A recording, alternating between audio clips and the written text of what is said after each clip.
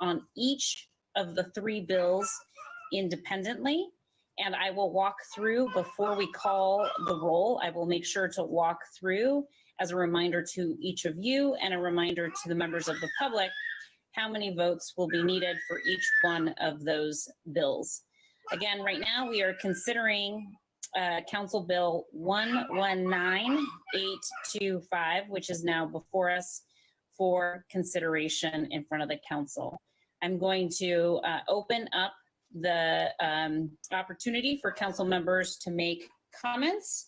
If you are interested in making a comment, please do either send me a message on my phone or email, or you can raise your hand and I will call on people in the order that I see them raise your hand. I have Council Member Peterson first, who wants to make comments. And again, colleagues, as you become interested in making comments, please do let me know and I will call on people in the order that I see you. So first up is Council Member Peterson, please. Thank you, Council President. And if I may, I'll just speak once and speak to all the bills before us, if that's all right, since they're... Council members may speak to all the bills before us with the understanding that the bill we are currently considering is Council Bill 119825, and each bill will be taken in order that it appears on the published agenda. So, and there will be an opportunity to make comments at each bill. So if there's something that you forget or only want to address one bill at a time, you will have an opportunity to speak to all three bills when I call them up for consideration. So thank you for the question, and I hope that provides some clarity. And if folks have any other questions, please do let me know. Thank you, Council President. Hi, colleagues. As we know, our mayor vetoed 3 of the council bills we adopted to help rebalance this year's 2020 budget with an emphasis on our police department. I would like to explain how I'm planning to vote today and the reasons for the variety of my votes today. First, allow me to paint the broader picture since I'm the first to speak here. In the middle of a persistent pandemic, ballooning budget deficits, and even the cracking of our West Seattle Bridge, stranding 100,000 of our residents, in the middle of these crises, I believe we're all striving to seize this historic moment in the wake of the brutal and wrongful killing of George Floyd and countless Black, Indigenous, and people of color, so that we root out institutional racism by revamping our police department and revitalizing community health and safety. As we have seen with the recent back and forth on these complex issues, this is not a neat or easy process to reach consensus. It's messy, difficult, uncomfortable, but it's necessary. Even as I speak now, I'm getting emails and phone calls from constituents who want me to override the mayor's vetoes and those who want me to sustain or support the mayor's vetoes.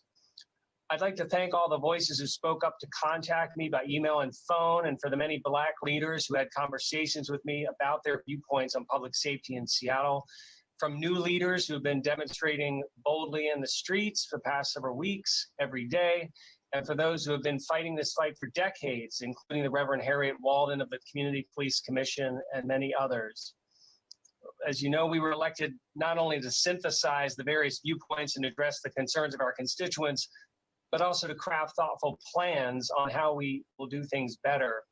And we also have to recognize the city charter shares decision-making authority between the mayor and the city council. And from a practical standpoint, we get more done faster and in a more sustainable way when we work together. I believe we can and should lean into the common ground that we share today. Fortunately, we have quickly reached consensus that the status quo of policing is not acceptable. Reforms alone are not enough. Now the question is, how do we move ahead with meaningful change? So I was not part of the ongoing discussion some council members and the mayor's team had to craft a potential replacement piece of legislation, Council Bill 119900. I'd like to thank Council President Gonzalez and the Mayor's Office for putting that legislation on the table yesterday so we could all read it and have a public discussion about it today. I believe it is a well-intentioned and reasonable start to reach a compromise, but I'm concerned about a key portion of that alternative bill, the reduction of money to community organizations run by Black, Indigenous, and people of color leaders. I would prefer that this council stick to its promise to allocate the full 14 million rather than reducing it to 2.5 million in the replacement bill. I hear the concerns it will be difficult to get $14 million out the door during the remaining 3 months of this year, and that an interfund loan structure is far from ideal. I also understand that the mayor is likely to propose even larger investments in BIPOC communities when she unveils her budget proposal next week, which will impact the next calendar year, 2021.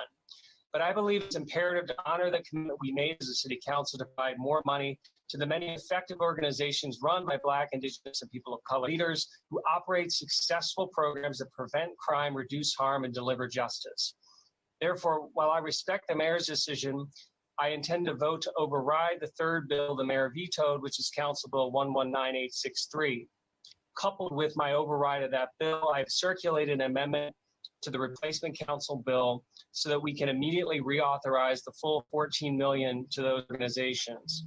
And I think others may share that view and will speak up about this. It's time to scale up community safety programs proven to work here in Seattle, proven to work in other similar US cities.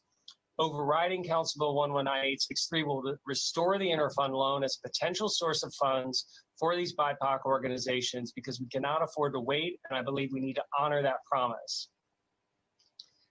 At the same time, I've made clear that I was disappointed with the results of the first Council Bill 119825. This was the Council Bill that deleted the city government's navigation team funding. That's the hardworking team made up of, in my opinion, dedicated city government employees who engage with unauthorized homeless encampments throughout our city to offer housing and services. The decision on whether to keep or delete the navigation team should have never been part of that council bill, which was supposed to be about rebalancing the budget in the police department. After we adopted that bill, it became painfully clear that we did not have at the ready an organized and comprehensive and effective replacement for the navigation team. I believe we need a city-run team that coordinates efforts to engage with encampments and deal with fire risks, obstructions, and public health hazards. Private nonprofits do not pick up the trash or coordinate efforts. We need to restore the navigation team. The replacement bill that is before us today, Council Bill 119900, could improve the situation by authorizing $3 million more for shelter. That nearly doubles the amount we originally authorized, so we can move more people off the greenways and into housing. The replacement bill also would add $500,000 for behavioral health services that are imperative for helping those in need. I also have an amendment that I circulated to replace regarding Council Bill 119900 that will make sure we preserve the data analyst positions on the navigation team. The data analyst positions, they were added to the NAV team to improve data collection and transparency. I believe we need to continue to gather data and to measure results so we have greater accountability and a focus on positive outcomes. As we enable more nonprofits to assist with engagement, the data analysts can also provide support to them so that all organizations are collecting the same types of data. I hope my colleagues will support my amendment to make sure we preserve the data analysts on the navigation team. Council Bill 19825 was also the legislation that tried to remove positions and funding that they believe are necessary to adhere to the federal consent decree that we must keep in place to sustain police reforms. The federal judge overseeing the consent decree made it clear that major changes to the police department that impact the consent decree must be approved by him. This includes areas such as training, data collection, and crisis response. No matter how much we adjust the size of our police force, we will still have a police force, and we need to make sure the reforms are not only preserved, but also expanded. These reforms require sufficient staffing. Also, there's the issue of attrition. The rate of attrition, the natural reduction of officers on the police force due to retirements or them leaving for other police departments has seemed to have accelerated. Therefore, the recent reductions in officers due to attrition must be combined with the reductions proposed by this bill so that we have the full picture and know the true impact on response times. We have already seen the new chief reallocate community policing officers away from neighborhood business districts and communities they know so well. Now they're in patrol positions, indicating that there is a shortage that we must be mindful of. In addition, one of the most impactful consequences of Council Bill 119825 is that it it contributed to the early retirement of our city's first Black police chief, and I believe recklessly cut the salaries of her handpicked and diverse command staff. So per our city charter, the mayor has a right to veto, which she exercised, and I appreciate the reasons she outlined in her veto letter. And for this particular Council Bill 119825, I plan to vote to sustain the mayor's veto. The final bill is Council Bill 119862, which would provide $3 million for a 9-month community engagement process as we decide how best to invest even more in BIPOC communities.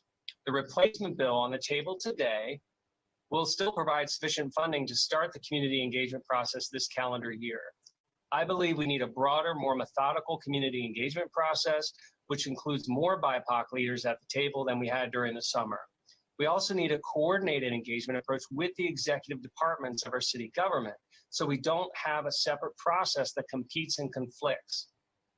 Yet I am willing to override the mayor's veto on the $3 million bill so that we can start that process now and have a more detailed discussion about this during the 2021 budget. I'm open to discussing this further today. So in summary, I plan to vote to override 2 of the bills and sustain 1 of them. But I want to close my remarks, my long remarks, by highlighting for those listening today that the most sustainable and meaningful way to reallocate dollars to BIPOC communities, to root out institutional racism, to improve community safety, and to deliver justice is to fix the deficient police union contract. The police union contract is the chief roadblock because it legally governs and supersedes nearly all aspects of what we are trying to achieve. To revamp this unjust, inflexible, and expensive contract and system, we need to marshal our resources toward rebuilding the police union contract. Rebuild that contract so we have the flexibility and resources to do what we need to do. Every progressive and well-intentioned move seems to be met by a brick wall of that contract. The example of how we would expect Seattle leadership to reduce police officer positions out of order, for example, is hobbled by the long, uncertain process due to the inflexibility of the police contract. I believe it would be better for our communities and our officers if we fix the contract now. It's as if we're being asked to rebuild a house, and instead of getting the concrete for the foundation and the lumber for the frame and the shingles for the roof, we're fixated on the interest rate of the mortgage. While the interest rate on the mortgage is like the police budget, it's important. We first need to rebuild the underlying foundation and structure that's causing the decay, and that's the police union contract. So I would respectfully implore my colleagues on the Labor Relations Policy Committee, which officially represents the management of all city employees and includes the mayor's team, to meet every week until the police contract is fixed. Fix the employment contract with the Seattle Police Officers Guild to remove excessive and costly overtime, to fix the police contract, to correct the unjust disciplinary system, fix the police contract to expand the reforms, and fix the police contract to enable the city council to reallocate budgets and the police chief to redeploy police officers in ways that finally remove institutional racism and deliver effective public safety. Finally, while we are here arguing with each other, let's remember that the real enemy to our city and our future is the current president, Donald Trump. Calling Seattle an anarchist city is absurd as calling him a good president.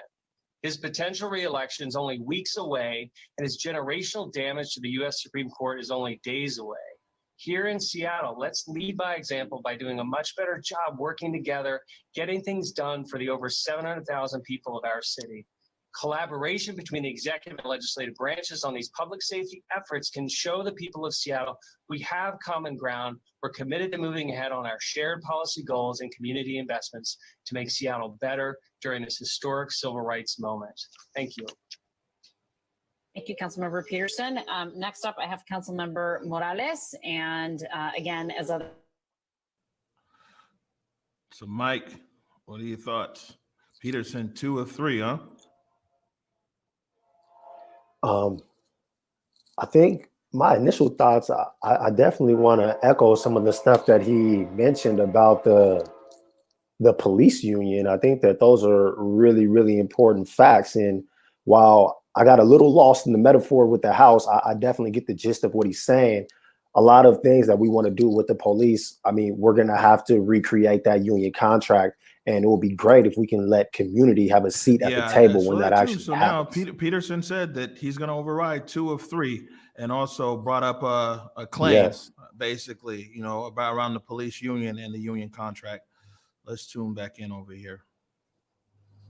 Samuel Smith, Raymond Acevedo, Shun Ma, Jay Taylor, Michael Taylor, Marius Butts, Charlene Lyles, Al Gray, Jason Sievers, Joseph Falatogo, Annie Rodriguez, Ryan Smith, Shaun Fuhr, and Terry Caver.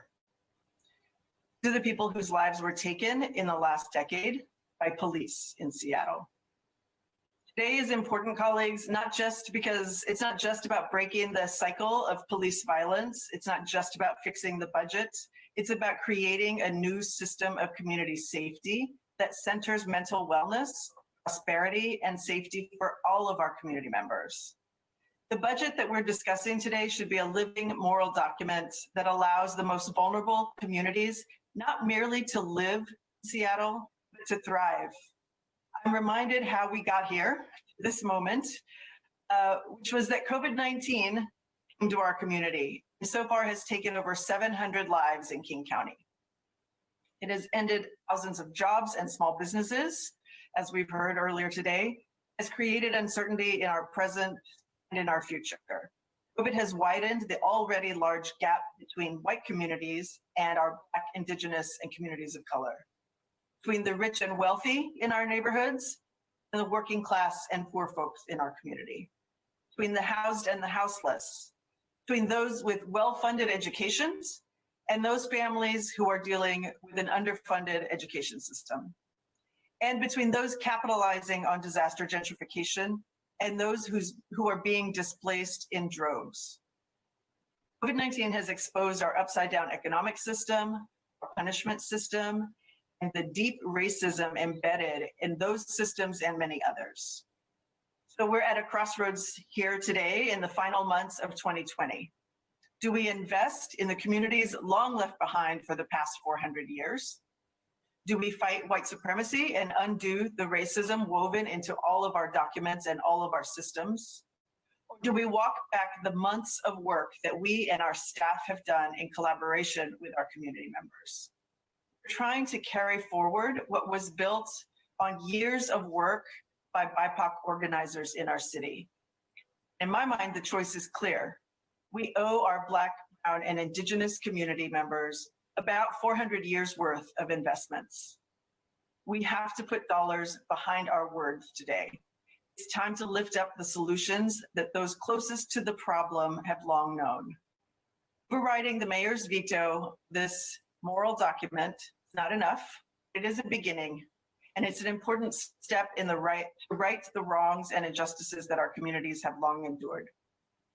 Our community is demanding that the City Council listen to their cries and their calls for transformative change. It is not an unreasonable demand, and listening to them does not make us amateurs, it makes us accountable. I do intend to vote to override this bill. I encourage my colleagues to do the same. Thank you, Councilmember Morales, for those remarks. Next in the queue is Councilmember Lewis. No surprise there, right? No, none. But here comes Lewis. And this one, we're going to see. Yeah, they've all been on his day. head the whole public comment. So let's see. Appreciate the discussions we've had over the last couple of weeks with the mayor to try to reach an accord on some of these really difficult issues. And government needs to work together. And the council and the mayor need to work together to structurally change public safety and our most important charter service, public safety, to center the experience and leadership of our BIPOC neighbors. Working together requires compromise, and there are things in the bill we passed over the summer I disagreed with, and I still disagree with them now, and some of those concerns are dealt with in the compromise bill. And on the whole, I support a lot of what is in that replacement bill. But this moment in public safety, where we are pivoting, we're turning a big ship around and pivoting towards public health investments and low acuity first response and deep partnership with BIPOC-led organizations will only work if we invest in those BIPOC-led organizations. And we need to pay our Black and Brown neighbors for the work that they do in community. And I was proud this summer to vote for the funding in our original bill because our community partners can only do this work when we invest in them. I've seen the work of some of those organizations up close. And I've sat in community passageways youth circles and listened to Seattle's young people share wisdom and through vulnerability build strength. I've attended Choose 180 workshops where through community empowerment and networks of mutual care and support, the leaders of the next generation in Seattle are being forged. I've seen this community power, and it's that power and that vision that is going to define the future of public safety in this city. And our partners can't do that work alone, and we need to safeguard those investments. And so because of that, today, I am voting to override on all three of the bills to preserve the entire 2020 appropriation made in the summer. When we disagree as a mayor and a council, I remain committed to working out our differences, and I'll consider legislative changes to work through our differences. But I also just want to make a statement today about a pattern that's potentially emerging of negotiating via veto. This process of veto, negotiate, and insist on sustaining is wearing and has been unproductive. It's contributed to frayed relations between the council and the mayor, and there have to be better ways for us to resolve our differences. With that, and in that spirit, while I'm voting to override today, I acknowledge that some of these bills may need some revisions, and I'm committed to pursuing those changes legislatively and committed to working with my colleagues here at the council, folks in the executive departments, and folks in the mayor's office to accomplish those revisions. But to safeguard the community investments we made in the summer and to reject negotiation by veto, I'm voting to override today on all three bills. Thank you so much. Oh. Wow. I see somebody else said wow over there. Wow.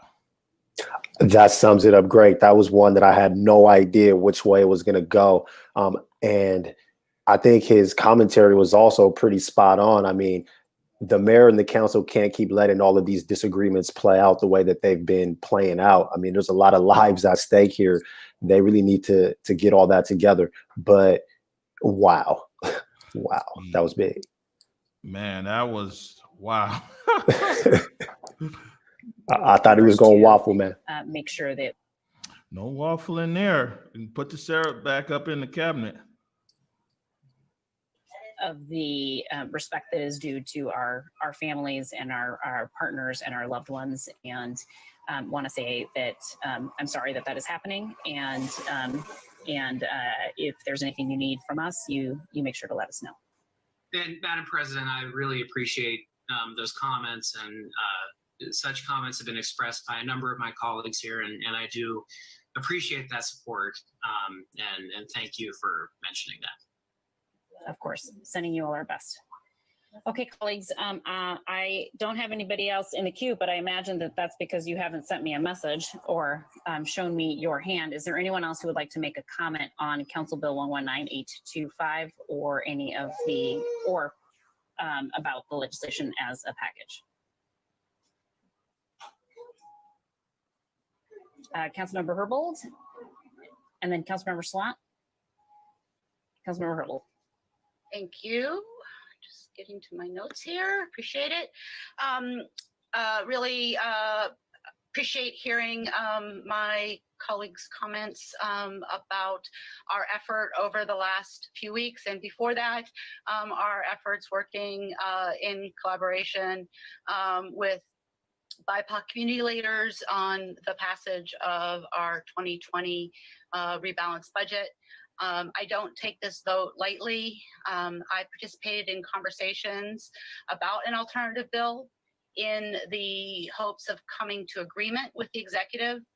However, I feel like the alternative bill offered by the executive falls short of the important investments and targeted strategic changes to the 2020 budget that the council made through Council Bill 1198-25, including but not limited to the Seattle Police Department budget.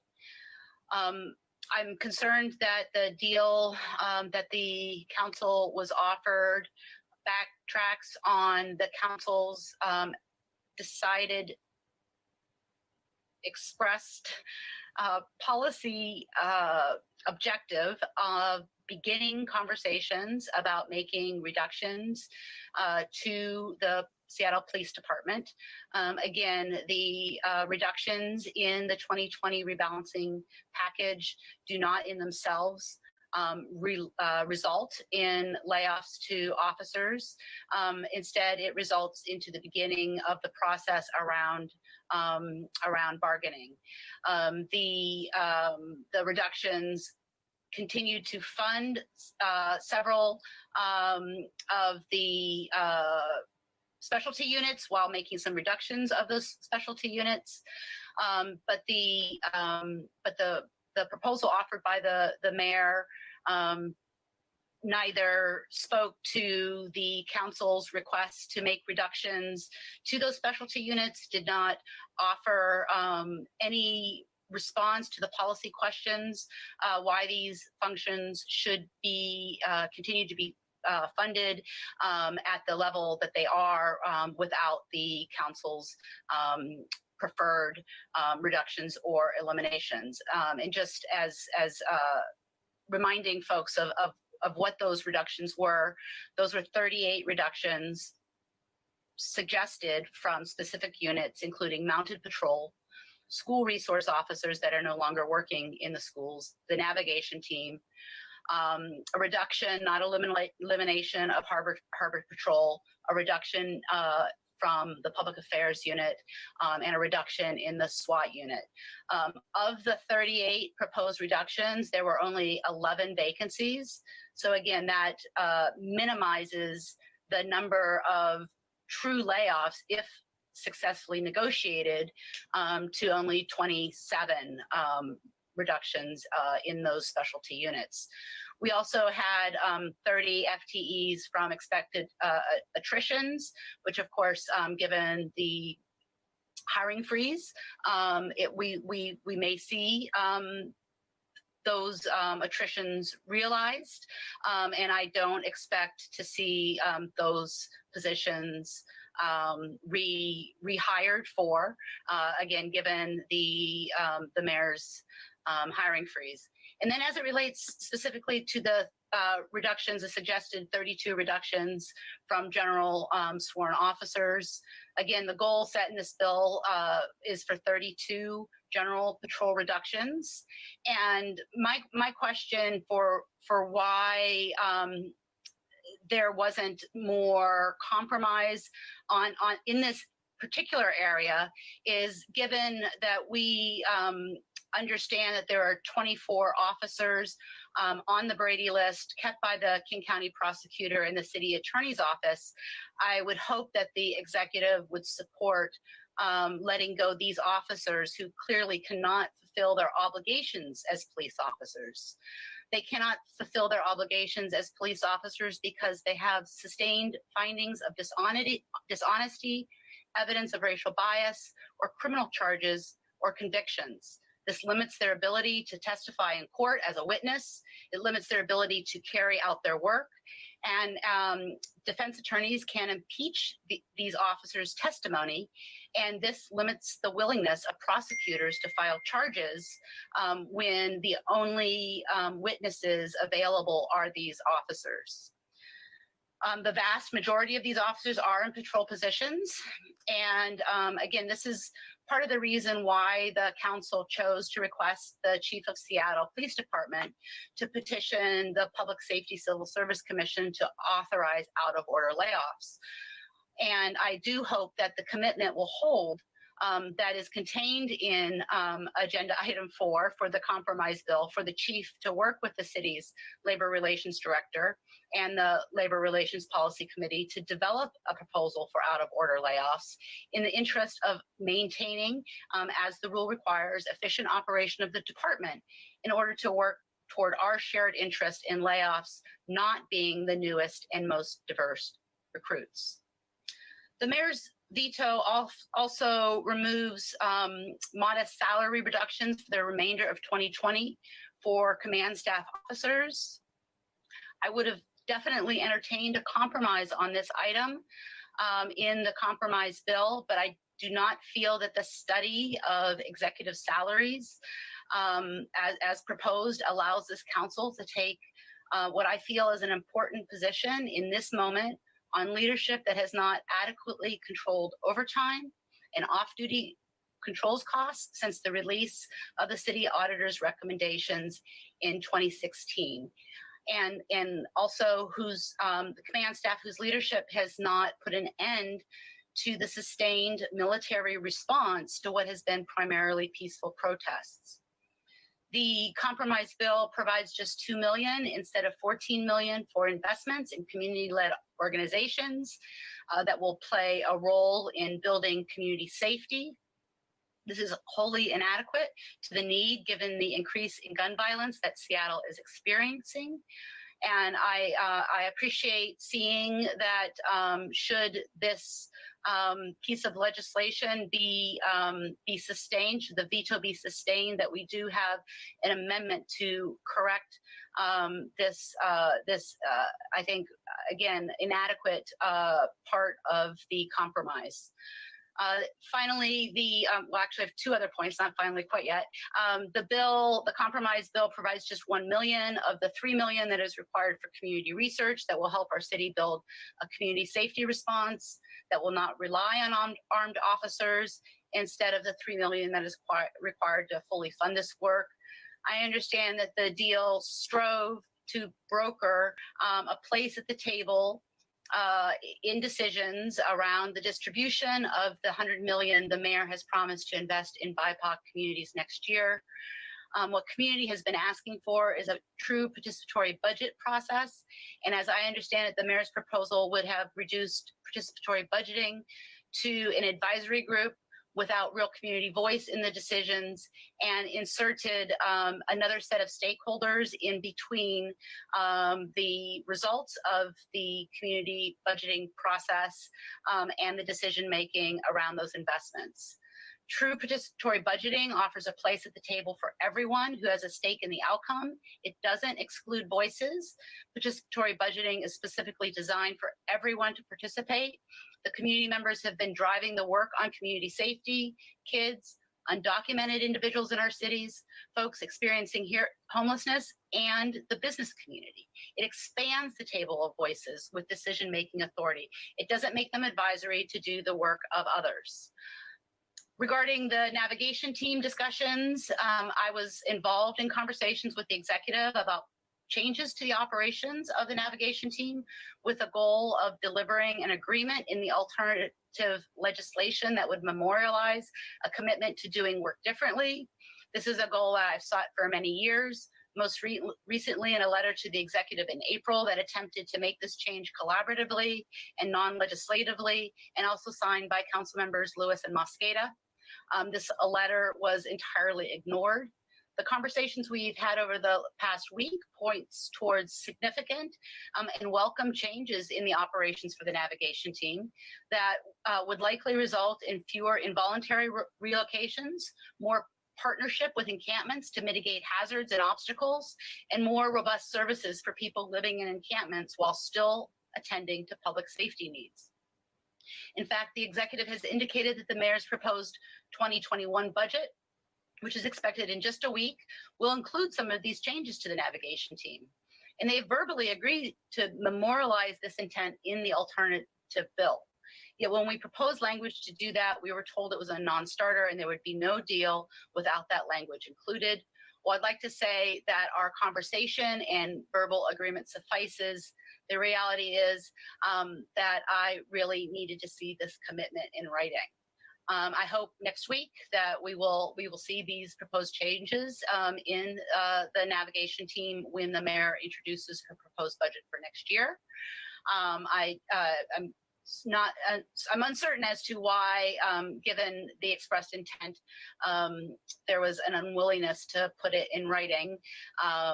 But it is important to state that overriding this veto will not end outreach and engagement to people living unsheltered. In fact, it will increase the amount of funds available to our external partners to do this work by putting more funds in contracts with organizations that are currently doing outreach. My expectation is that those providers will work with the city and focus on encampments that the city identifies as high hazard locations or obstructions in the public right of way to work towards voluntary relocations in those instances. And I will continue to push for improvements in the way that the city responds to encampments. In closing, as I said, I don't take this vote lightly. I did participate in negotiations for the alternate bill in good faith and in the hope that, similar to the Jumpstart legislation, the council and mayor could find a compromise that would ensure that resources that the council appropriates would actually be spent in 2020. For the viewing public, it's really important to note that the council can provide the funds, but we cannot force the mayor to spend them. By stepping away from the alternate bill, it's possible that the mayor will decide not to spend funds on our important priorities in 2020. But it's also important to stand behind the vision that the council, working with community, laid out in its original rebalancing package. As I said, when the council passed Resolution 31962, which outlined the vision for changes to community safety and worked seamlessly with this budget bill, with this resolution, the council is starting to define our ideas, informed by our constituents, by community advocates and activists. It gives community members a way to hold us accountable for continued progress, and it invites the executive into a conversation with council on the best path forward to realize this vision. I still believe that we can reach this promise, and really, I maintain my my optimism that we will turn the page on this vote and begin a new collaboration. Thank you.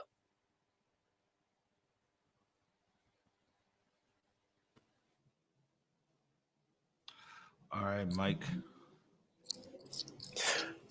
There was definitely a few things that she said that jumped out to me. I think one of the big ones is the community budgeting process and the way that the mayor's proposal actually tried to turn community members into more advisory positions instead of actually bringing people to the table.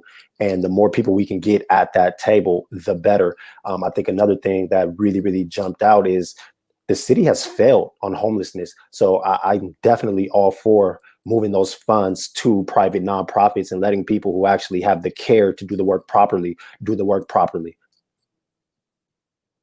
All right. Decision to support the budget before us based upon policy choices.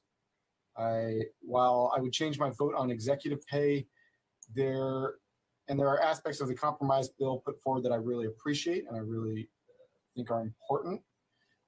Overall, the compromise bill falls short of what was and is widely known to be the shared objectives of this council.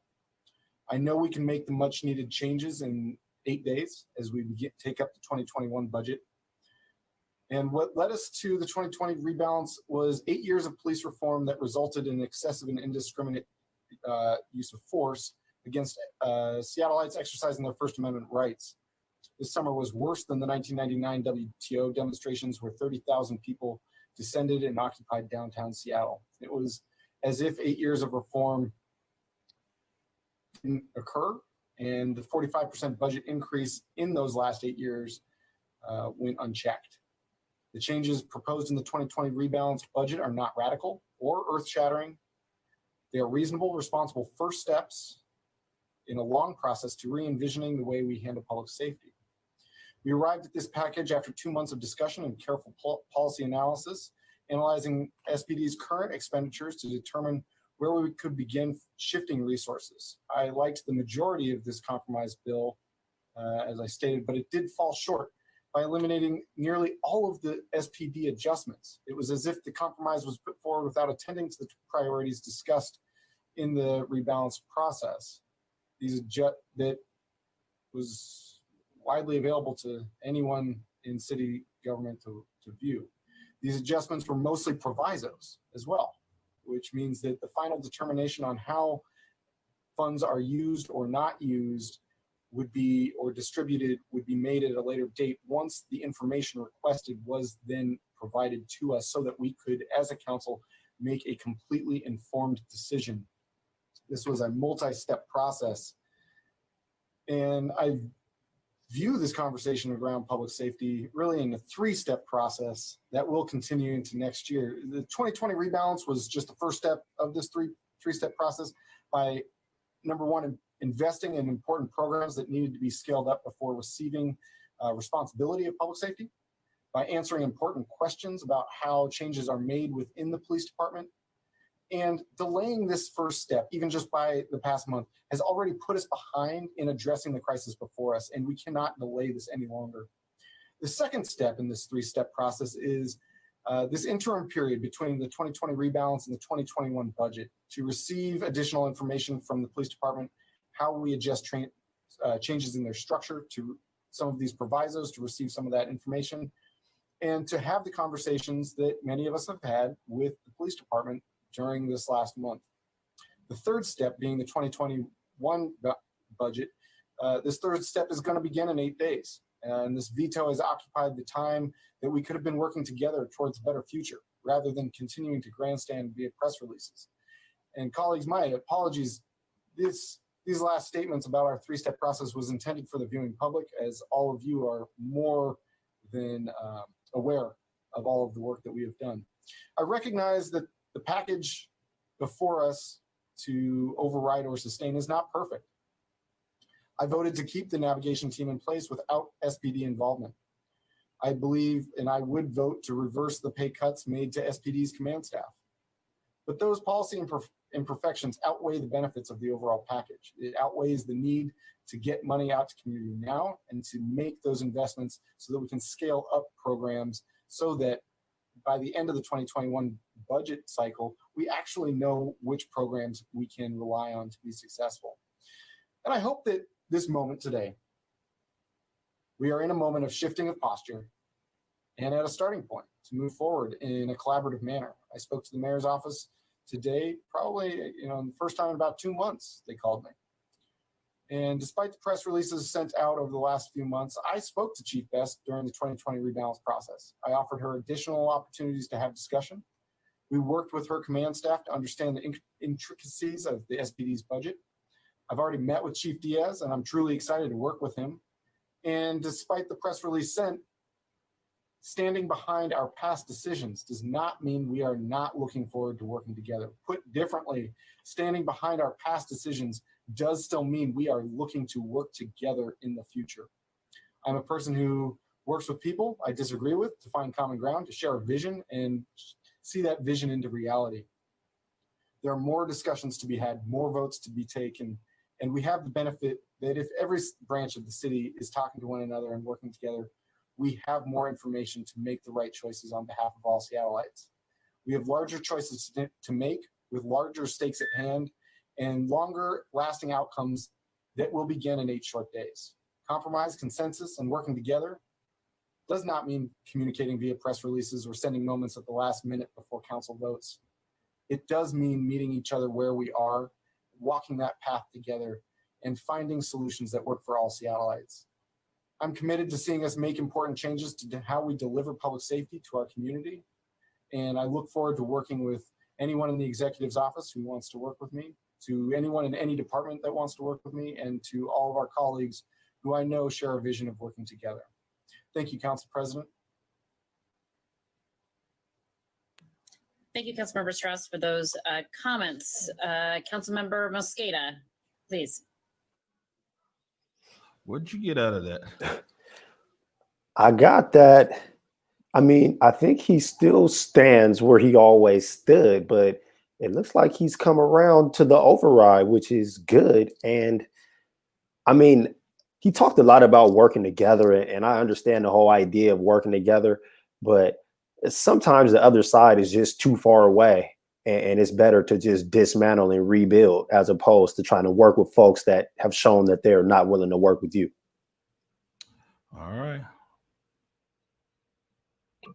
To reduce incidences where Black and brown lives are taken on camera, on the job, and in the name of what has been traditionally known as policing in our country. And that's what this conversation is really about. And let's look at what's happened across the nation. Across the nation, cities after city has recognized that it's an imperative conversation to have about the right size and the right scope of police departments. According to Forbes magazine, just last month, there were 13 cities so far that are not just in conversations about reducing the size and scope, but have already acted and voted. They've voted to reimagine public safety, not because it's personal, not because it's punitive, but because it's being called for in city after city, after death, year after year. City of Austin divested 150 million. New York City divested 1 billion. Los Angeles divested 150 million. San Francisco divested 120 million. What the council did through our legislative branch of government is we legislated. We legislated in a moment of crisis to continue to respond to the fact that there is an ongoing call for action across this nation. We legislated in a moment of crisis and during a movement that demands this type of action. We legislated knowing that we are building a path for a longer term systemic change that is absolutely needed, and we're taking small steps. By taking small steps this summer, we sent a symbolic message of future bargaining that would happen. We sent a message that we were beginning a down payments on the investments needed to build community capacity, to better respond to public safety concerns, and to create more resilient communities from the beginning.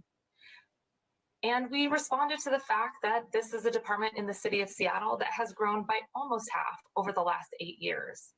We worked collaboratively to legislate. We worked with stakeholders and various folks in the community impacted by public health crisis of COVID and over policing to make informed policy decisions so that we could legislate on these moments, on these multiple crises in this moment of time that demands action. And yes, I agree. There's things that we are going to continue to legislate and improve upon. That's the legislative process. And I, for one, will be the first to say we will do a better job of making sure that those voices and concerns, either from departments and various community members, people continue to have a place at the table and that the table is broadened. There is broad agreement, though, in the community that there is an urgent need to address the systems that have systemically divested from Black and brown communities and to act urgently to invest in those communities. And this isn't something that the city of Seattle has done alone. Historically, we are not the only jurisdiction that has divested from Black and brown communities and invested in policing. This is an issue that is not only at the nationwide, but at the state level as well. We collectively have to work with jurisdictions who are like-minded to really reinvest in Black and brown communities, invest, listen, and respond. This work is not easy, as you heard from our council colleagues today. People have put tremendous amount of time into working on the details of this process, have brought together community partners and really engaged in a process throughout the last few months to ensure that we were holding ourselves accountable, that we were collaboratively working on policymaking, that we were informed by the hours of public testimony, and that we were truly providing an opportunity for people's voices to be heard. We do want to continue to move forward on structural changes. The summer budgeting process and the special summer budget is not the end all be all, and this was not the place that we were going to be able to make the large systemic changes.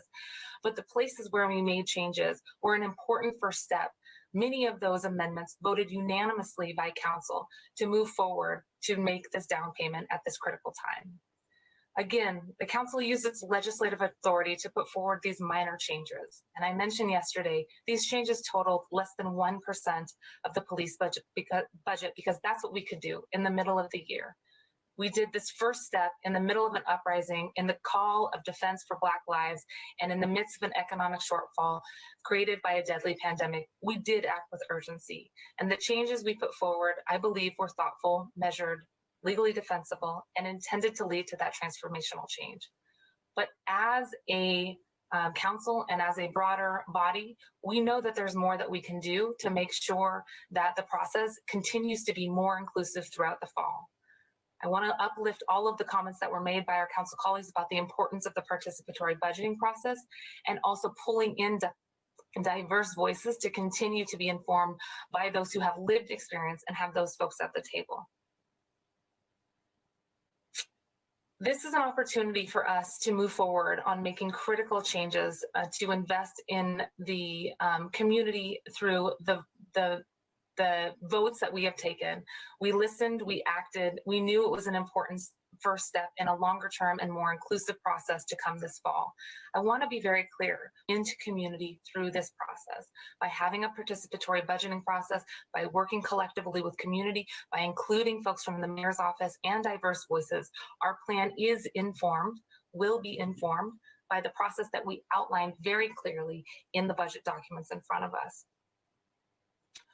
We are setting the stage for a more inclusive conversation to respond to this uprising across the country. And we are going to continue with our efforts to make sure that we are lessening the harm done by our current police-driven approach to moving those who are in shelter from corner to corner.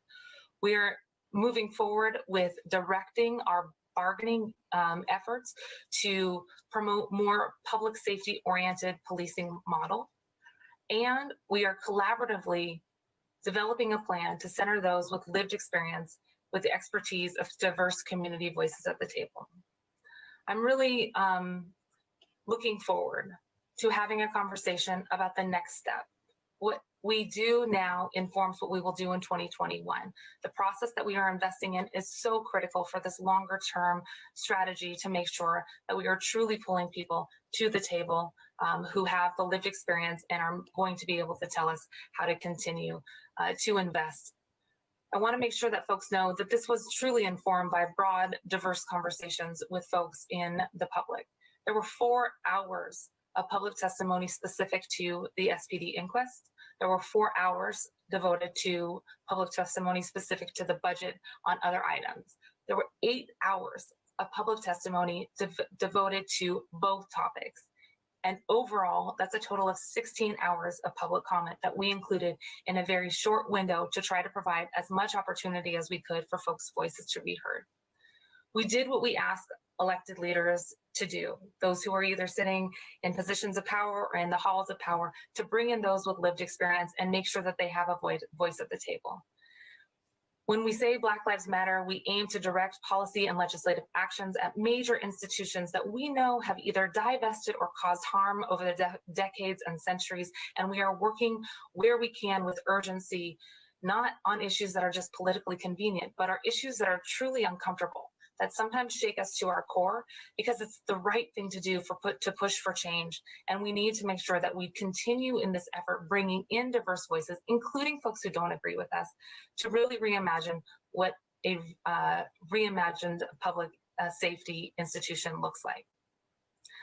I will continue to look to community voices, conversations with the mayor's office, direction from all of you to continue to get feedback from folks on the front line, whether they're workers or they are ongoing Black Lives Matter protests, to make sure that our process is improved upon. And that includes making sure that we have the opportunity to hear from the mayor, her departments on concerns and how issues will be implemented. We're committed to do that, but we are also committed to moving forward. The 1% cut was an effort to ensure that we moved forward and that we acted with urgency in this time. And we spent our nights and we spent our weekends and we spent our evenings and days dedicated to making sure that we were able to move forward a budget process in a very short period of time. And I know, like many of you, I missed opportunities to tuck my kiddo in. I missed opportunities to have meals with my family and my friends. And we did this knowing that people like Charlene Lyles will never tuck her child in again, will never have the opportunity to be with her family again, because she was met with a person with a gun versus somebody who could have shown up potentially as a mental health counselor. We do this in the name of the people who have died over the years, because this is what it's about. Black Lives Matter is asking us to make sure that we act with urgency so that fewer folks end up being seen on camera dying when people are working on behalf of our city. We can do better. We know we must do better, and we will continue to endeavor to make sure that everyone is able to tuck their loved ones in at night, whether it's individuals who have met law enforcement and traffic incidents in their homes, in the streets. We want to do a better job of making sure everyone is safe, no matter where they are, no matter the color of their skin. As this national conversation continues, I think it's imperative that we center our next steps on the voices of those who we have brought in and continue to bring in more folks, and that includes working with the mayor's office, and I'm committed to doing that. There's a few things that I want to make sure are very clear, as council members have already noted. I agree with what other council members have said about our budget process, or our budget not necessarily being a perfect document, but there's some key pieces that I want to provide clarification on. First, this budget was never asking the office of the mayor or the police department to eliminate 100 of the most diverse or the newest recruits. We made sure to include language to make sure that this is out of order hiring or firings were able to be considered, that out of order layoffs were part of what we could bargain. But now there's over 90 positions that have already become vacant, and this is an area for us to look to see if there's the ability to codify these vacancies and move forward. Second, the budget never eliminated the ability to address crime or hazards in the street, period, full stop. Like Councilmember Herbold said, I'm eager to continue the conversation and to get feedback that is promised to us about how efforts are being done better or could be done better. Ideally, we'll see something in the next week here, but I want to make sure that it's clear for me that I had conversations with folks who are providing services on the front line, and they have said unequivocally that eliminating the navigation team as it currently was structured did not eliminate the functions of the ability for existing contracts and communities and partners in the community to continue to help move people into appropriate housing and shelters. What it did was change our police-led model of interacting with those who are currently outside. And third, on the issue of executive pay reductions. This is an area, again, where I am hopeful that we will find potential compromise or strategies to move forward for our 2021 budget, and look forward to working with all the council members. I know various council members have indicated interest in continuing to talk about this for 2021, and an overall assessment, as Councilmember Lewis originally put forward, of all the executive pay bands, and making sure that this is a conversation that's holistic, that it's well-informed and data-driven. This is a commitment that we have to engage in a process for the 2021 budget, and I look forward to working with all of you and the mayor's office and departments as we consider any of those possibilities.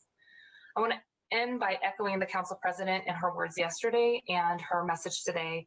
I'm really hopeful that we will be able to continue to override the vetoes in front of us. And I want to thank her. I want to thank the council president and her team for taking the lead in working with the mayor's office to try to negotiate a possible compromise strategy. I think very important progress was made, coming very close. But I'm very appreciative of the council members' comments, all of you, and all of your comments today, and appreciative of the efforts that many of you have outlined to move forward, put this budget into statute, amend small pieces as we consider 2021 if needed. But the effort in front of us is responding to the calls for actions that we've received. The calls for action are asking us to remember that people continue to ask us to act with urgency, ask us to make sure that we are stepping up, protecting those who are expressing their long-standing call for systemic change to our existing public safety model, and asking us to not just think about the divestment side, but truly think about the long-term investment side in public services and housing, education, and true sustainability, especially for our Black and Brown voices who we have included at the table, will continue to do so, will broaden out, and will truly lift up, because those are the folks with lived experience that are leading our efforts and leading our votes. So let's dissent today. let's immediately then get to work, working together with the executive and the community at large to shift the way we invest, to make sure that we're listening and that we act with urgency. Thank you, Council President. All right, Mike, what are your thoughts? No surprise there. I will say that I'm a little surprised that we've made it this far with everyone being on board. I mean, can't say that I saw that come in necessarily, but it looks like we'll probably get this next one as well. This is going to be a long one. It is. Our so-called negotiations with a mayor who has already shown as nakedly as is possible for her Democrat maybe that she serves big business, not working people and the marginalized. Our movement should recognize that the Democratic establishment very nearly sustained Mayor Durkin's vote, but it is clearly credit to the absolutely ferocious fight back from ordinary people since yesterday and a few days before from our Black Lives Matter movement that Democratic politicians have been forced to say that they're going to override the mayor's veto. I believe there are now 7 votes to override, if I'm counting correctly.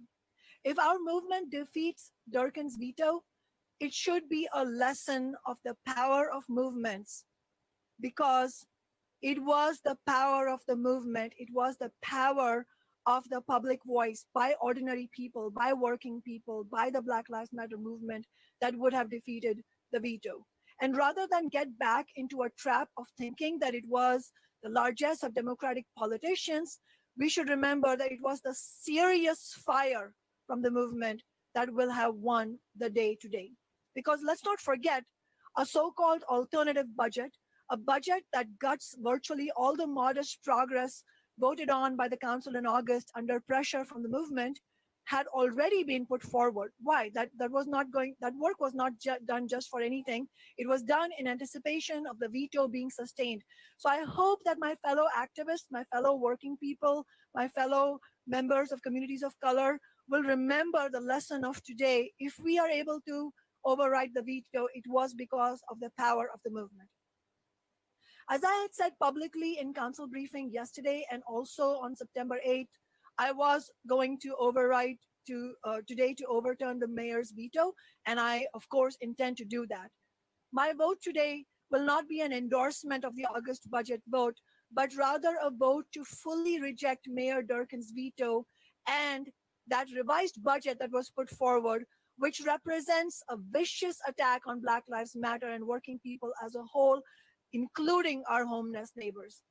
The veto by the mayor, in fact, is a second shameful capitulation to big business on top of that, which did take place in August on the city council. Despite promises by 7 of the 9 council members to defund the police by 50%, as demanded by the Black Lives Matter movement, the budget passed by the Democrats in August only reduced police spending by $3 million, less than 1%, and then accepted $3 million in new police funding from the Department of Homeland Security, effectively defunding nothing. As admitted by Democratic Councilmember Mosqueda yesterday, the reductions to the police budget ultimately approved by the majority of the council in August were, quote, symbolic in nature, end quote.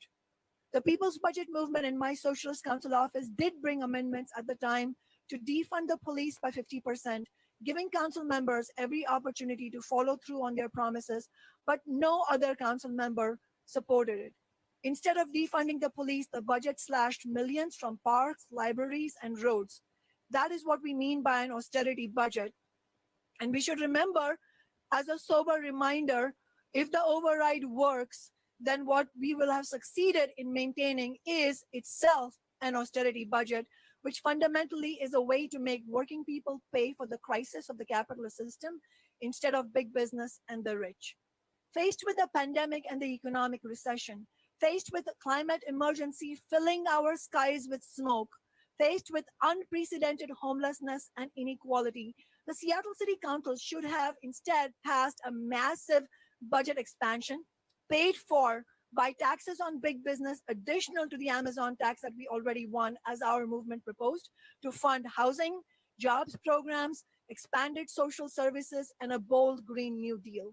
But what big business Mayor Durkan proposed and the majority of the council helped her to do was ram through budget cuts in the midst of the profound crisis facing working people. For those reasons, I voted against the budget as a whole in August while fighting to win every possible progressive amendment alongside our movements. It seemed after that capitulation to big business and the Chamber of Commerce was not enough for the mayor or the Democratic establishment that is so aligned to big business. And the mayor vetoed the summer budget, not because she opposes austerity, but because she would like to carry out even more brutal austerity without defunding the police at all, without funding the Green New Deal at this moment when the West Coast is on fire, and without any public oversight. She did so at a moment of profound crisis for working people, from police killings to COVID-19 to climate-triggered wildfires and bad air. We can't breathe in every sense of those words. Durkan's veto did not prevent the budget cuts because, barring a fighting movement demanding accountability, the mayor always has the power to not spend budgeted funds as intended by the city council. And this mayor has a long track record of doing that. Her veto was a brazen and public attack of any progressive measure, however minor, won in the August budget vote by the council. So in effect, her veto would have been to maintain all austerity while eliminating all the progressive amendments our movement won. In the summer budget, our movements won an end to the navigation team that carries out the cruel and ineffective sweeps on our homeless neighbors. The mayor's veto eliminated that progressive change.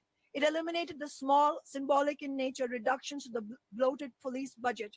The police spent $6.3 million in 12 days gassing the people of Seattle, repressing peaceful protests, but somehow cannot afford $3 million in cuts to their department of $409 million. The mayor's veto eliminates both funding for the Green New Deal and for community organizations who develop community safety alternatives to repressive policing. For all those reasons, as I said, I will vote to overturn the veto. Socialist Alternative and I continue to believe that the August budget that was passed is totally inadequate and unacceptable, but we stand firm against any vicious attack by Mayor Durkan or any other politician on the limited progressive gains in that budget. Council just spent over an hour yesterday discussing the details of the so-called alternative bill, which was to be item number 4 on today's agenda, without one council member at that time publicly stating that they will vote against the override. It felt like we were having that discussion in the future after the veto override had already failed. Until the start of council member speeches today, as far as my office is aware, not one council member had publicly admitted that they would vote to sustain Durkan's veto. So where did those discussions take place? Where were those votes revealed? By law, these deliberations need to happen in public. It's illegal for 5 or more council members to engage in backroom conversations and policy decision making. But what I would say is that even if no law was technically broken, planning a so-called alternative bill, especially one that guts what the movement had won, before any council member has publicly said that they would actually vote to sustain the veto from the mayor, definitely violates the spirit of the law and would have been another slap in the face of ordinary people had ordinary people not fought back in the way that they have done. And my tremendous congratulations go to all my fellow activists who have spoken up in a way that we should always be speaking up. As I've said, it was the strength of the movement that has, if we do override the veto, then it will have been the strength of the movement that forced the hand of the Democratic establishment. And as I said, I hope many activists learn a lesson from this. The serious resistance from ordinary people in just a few days and maybe just in 24 hours averted what the Democrats had decided to do. Let's understand that that's where the bargaining power lies, by organizing and mobilizing independently of the establishment, not by relying on Democrats doing the right thing by talking behind the scenes. Let's keep this in mind, because right after today, we go into the budget discussions for the budget of next 2 years. And so if we want to win serious victories, not a 1% reduction in the police budget, but an actual defunding of the police department by at least 50%, if we want to make sure that our homeless neighbors are not harassed and that we keep the stop of the sweeps and that we don't allow any more sweeps and that we have funds for actually helping our homeless neighbors, then we need to keep these lessons in mind. We also need to fight for an elected community oversight board with full powers over the police, because we have just seen many, many examples that the existing so-called accountability structure does not work. The Office of Professional Accountability just delivered its conclusions that the police officer who pepper sprayed the 7-year-old child was not, was within their lawful duties. So we need to make sure that we learn from what we have just accomplished today, and also, read between the lines. Already you are hearing council members, including the council members who are going to override the veto, which is a good thing, and it's credit to the movement, but already they are saying, they are talking about compromise. We just heard council members saying, today we dissent, tomorrow we compromise. Absolutely not. We do not compromise. We take our movements on the streets to City Hall, and we learn from the fight back that we have succeeded today, and make sure that we continue organizing and mobilizing and lean on our own strength as an independent movement, and also learn that the Democratic Party is not our friend, that working people, marginalized communities, communities of color, Black and brown working class people, homeless neighbors, we need a party of our own that's accountable to us and does not play games behind our backs. Thank you.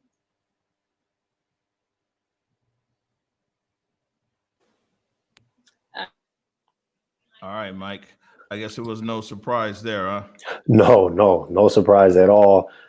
She rides extremely hard for what she believes in, but I think a lot of what she said made a lot of sense. I mean, all the incremental steps that we see play out, I mean, how much do they really help us? I think she kind of touched on another point that I've already made, just as far as how much working together is really going to help us when we see that the other side is clearly not for the people. At some point, we really have to stand up and take a hard stand against the opposition and do what we need to do to help the actual people. All right. Final comments. Okay. I am just gonna hopefully make some quick remarks here, and then we'll go ahead and Man, there's still a lot of work that still has to be done on the various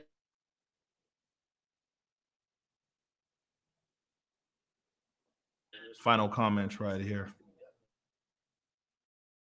comments on the other two bills, but I would ask you to be judicious about making additional comments. It is now 6:00 p.m. and many of us have to get back to other things and to our families. And so I would appreciate it if folks have any additional comments, that those comments be made now at the top of the agenda, so that we can swiftly move through the roll call on the various votes. So again, colleagues, if you have anything else to say now, it's my hope and request that you use this time at the top of the agenda to make those comments, so that we can go through the paces of the roll call, so that we can conclude this evening's already 3-hour-long committee hearing. Councilmember Herbold, please. Sorry, I'm just trying to get some clarity. I heard conflicting direction from you, Madam Chair, Madam President. If our comments are brief on the other bills, can we hold them? As it Sure. relates Yeah, we're gonna be here until midnight, but yes, you can make comments. So this was on Council Bill 119825. I'm gonna go ahead and make my remarks, and then we'll go ahead and begin the process of calling the roll on this, and then asking for more comments on other issues.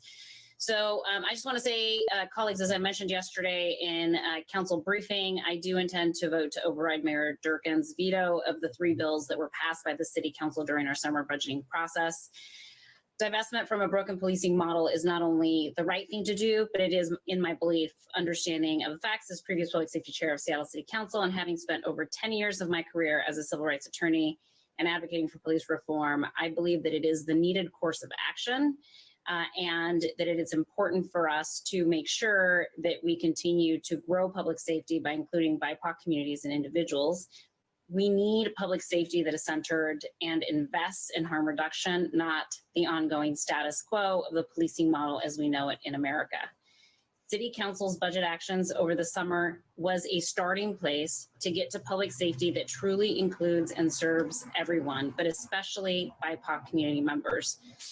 The modest actions that the council took over the summer were necessary and were necessary to begin the process of divesting from law enforcement and carceral systems in order to begin investing in real community safety for all Seattleites, especially BIPOC community members.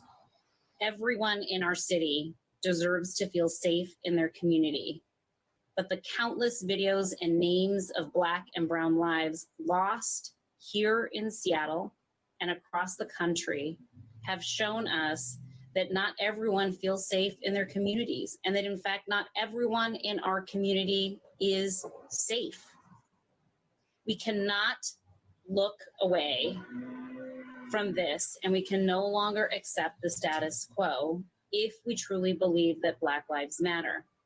When I look back in this moment in time, I want to be able to tell my daughter, who I'm currently holding in my arms, that I did the right thing and that I voted on the right side of history, not for political expediency, not because there was a disagreement about where to put a decimal point, not because of political pressure, but because it is the right thing to do. So my votes today to override the mayor's veto is one action to move our city towards a more just society. And as a policymaker, for me, when I looked at the budget this summer, it was imperative to do a few things. First, to make meaningful community investments to build wealth and security in BIPOC communities. Second, fund a robust community-led participatory budget process that will help to inform and influence larger investments in BIPOC communities. And third, to take meaningful steps towards beginning the process of reducing the size of the police force, and that would allow us to shift some of those resources and other resources to community-supported public safety programs centered on harm reduction and more civilianized E911 response systems. So as a policymaker, part of my job is to have challenging conversations, to work to find solutions and collaborate with other parts of city government. And yes, that includes the mayor, and it includes other council members, because at the end of the day, City Hall must work for the people of Seattle. Facing the prospect of a sustained veto on these budget actions that would result in zero changes to the police department budget or operations and zero investments in community-based alternatives, I felt it was my responsibility as council president to ensure that City Hall could still deliver on some investments for BIPOC communities, that we could fund some form of participatory budget process starting now, and that we could work to right-size our police department.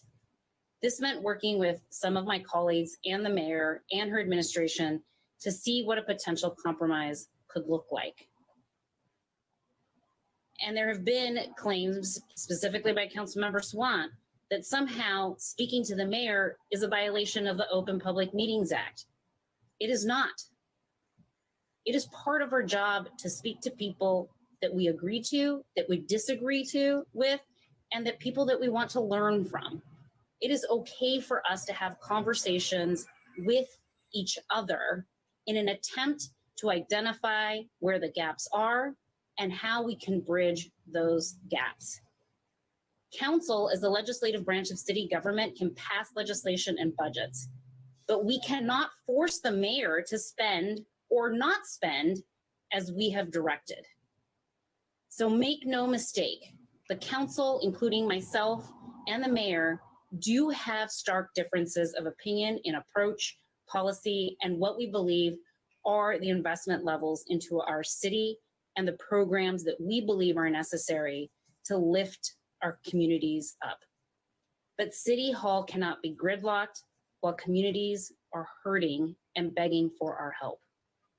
This is why I got to work with the mayor and with others to develop a potential backup plan. I did this in good faith and believe that Mayor Durkin also was at the negotiation table in good faith. It is in this good faith that I believe we found some common ground to bring together our divergent visions for how to implement and effectuate the transformative changes to policing and budgeting that changes our status quo for the better. Is it perfect? No, but neither are the 3 bills that we voted on this summer.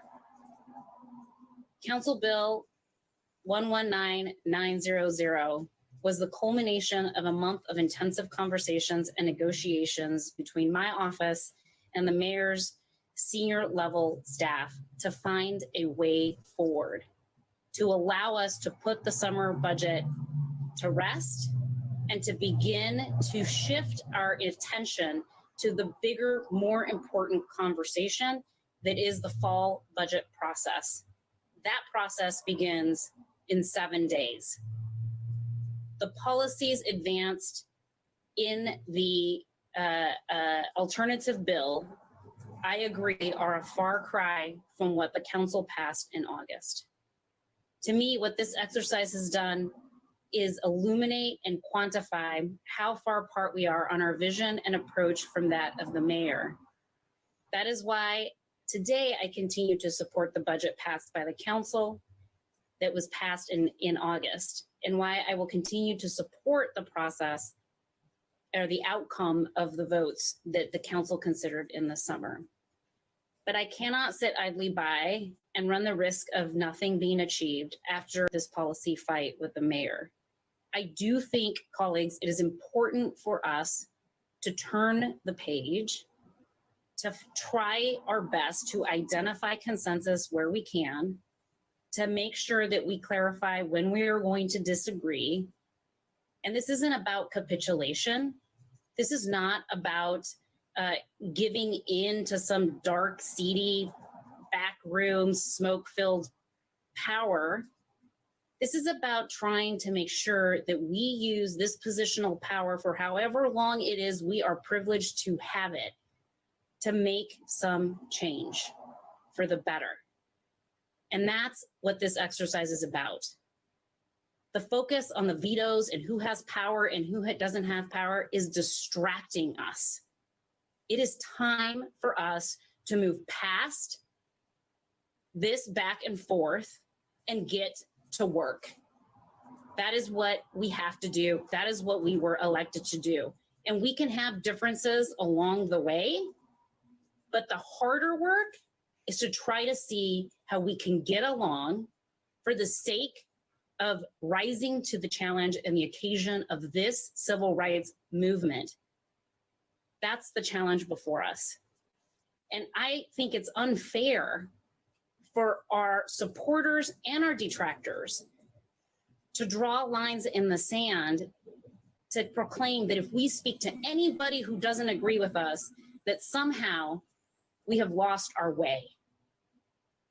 That is not the case. I speak to people I agree with all the time. I speak to people that I disagree with all the time. I do that because it's part of my work to listen to people and to shift through that information and to make really hard choices. And this fall is going to be hard. We are going to be faced as leaders in this city with some of the hardest choices we will ever make, facing a multi-$100 million deficit in our budget. And we will be asked to make difficult decisions. What are our principles? What is our North Star? How are we going to work together? These are things that we have to answer, and quickly, in order to make sure that 3 months from now, we are not sitting here considering and reconsidering a vetoed budget for the entire city. That is an untenable place for us to be and an untenable place for us to head. So I am happy to stand with this city council, and I'm also hopeful that we will have an opportunity to truly meaningfully move forward, to get the work done, and to do it as quickly and as responsive as we can to the demands that we are hearing from the thousands of people who are contacting our offices every single day. So that being said, I'm going to go ahead and close out debate on Council Bill 119825. President And we're Gonzalez, going to now consider you misrepresented my point, so I need to respond very quickly. Councilmember Sawant, no. I'm You closing out misrepresented debate. completely. Councilmember Sawant. No, Councilmember you Sawant. give me a minute and I will be No, done. I will You not. misrepresented me completely. You said Councilmember that, Sawant, I have closed out debate. I'm going to call for a point of order. I specifically called for comments by all council members prior to my making comments, and I am closing out debate on this. yes, but you completely misrepresented me, so I have to I am respond. not misrepresenting anything. I'm not going to debate with you. I'm not going to argue with you. This is beneath all of us. Let's move on. You So said I am that calling up the reconsideration of passage. you said that just talking to the mayor is a violation. 825. The city council will now vote to reconsider passage of Council Bill 119H25 and to either override or sustain the mayoral veto. During roll call, council members will either vote aye to pass the bill and override the mayor's veto, or vote no to not pass the bill and sustain the veto.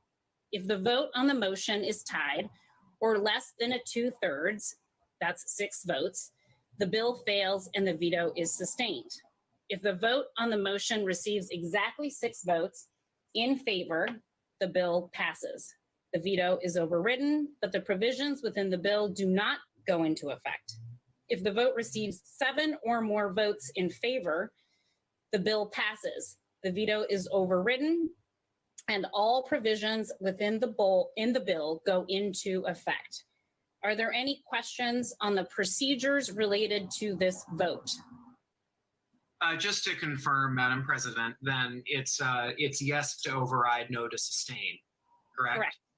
Great. Yes, a vote to pass the bill and override is a yes. A no is a vote to sustain the veto. Okay.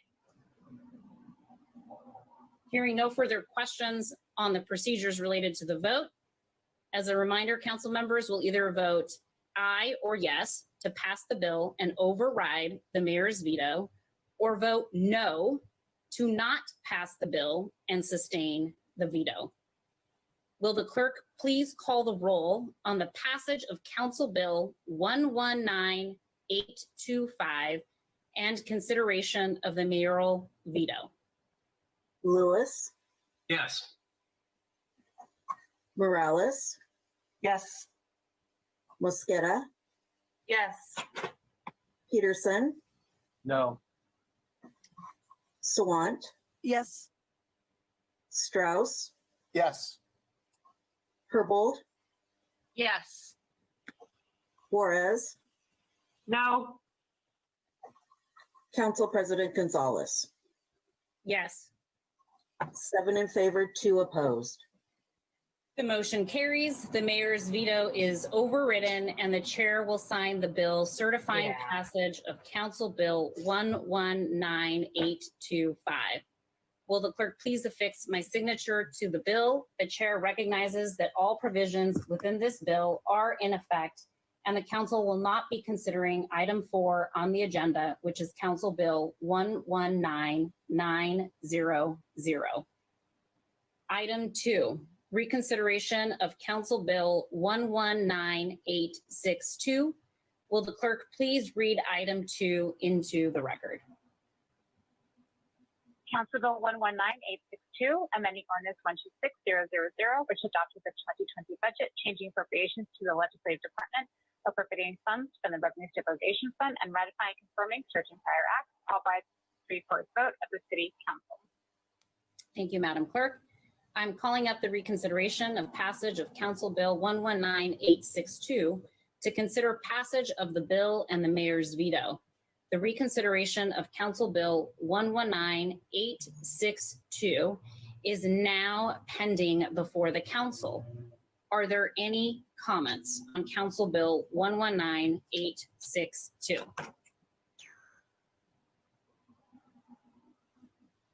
Okay, hearing no comments on Council Bill 119862, the City Council will now vote to reconsider passage of Council Bill 119862 and to either override or sustain the mayoral veto. During roll call, council members will either vote aye or yes to pass the bill and override the mayor's veto, or vote no to not pass the bill and sustain the veto. If the vote on the motion is tied or less than a 2/3, that's 6 votes, the bill fails and the veto is sustained.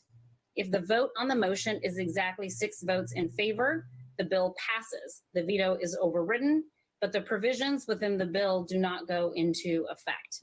If the vote receives 7 or more votes in favor, the bill passes, the veto is overridden, and all provisions within the bill go into effect.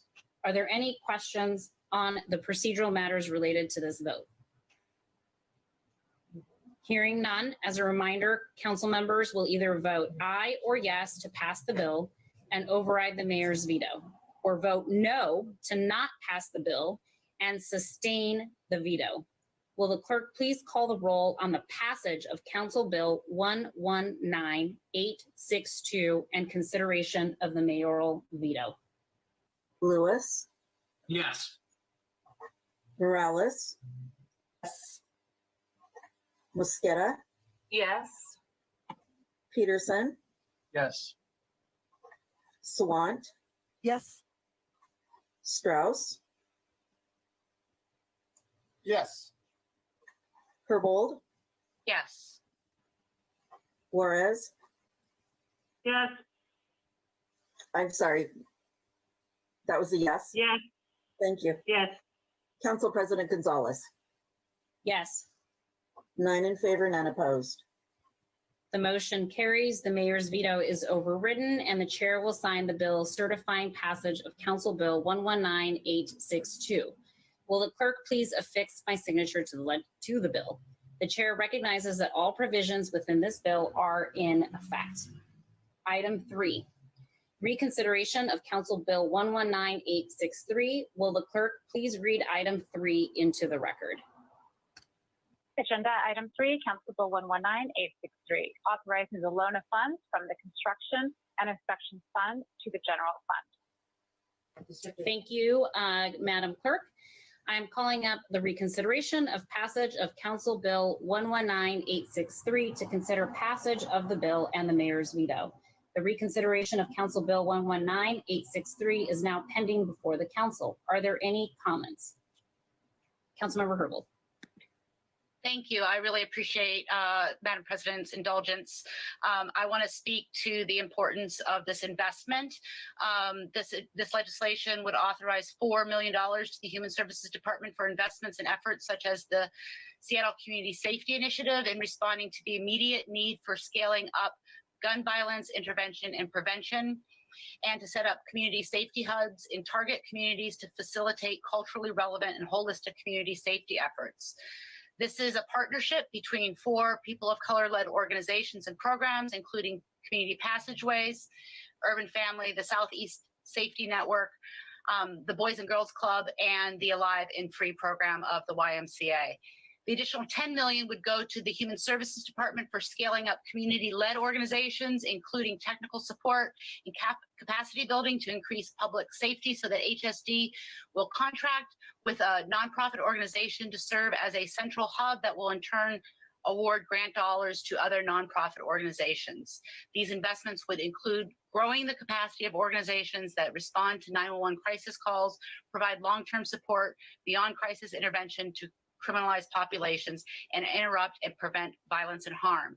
I ask your indulgence to speak to the importance of these investments and the use of these investments in recognition of the point that you, Council President Gonzalez, made earlier, that with the overriding of this veto, that we cannot compel the executive to spend these dollars, but I highlight the importance of these dollars and their use in a plea with the executive to do so. Thank you.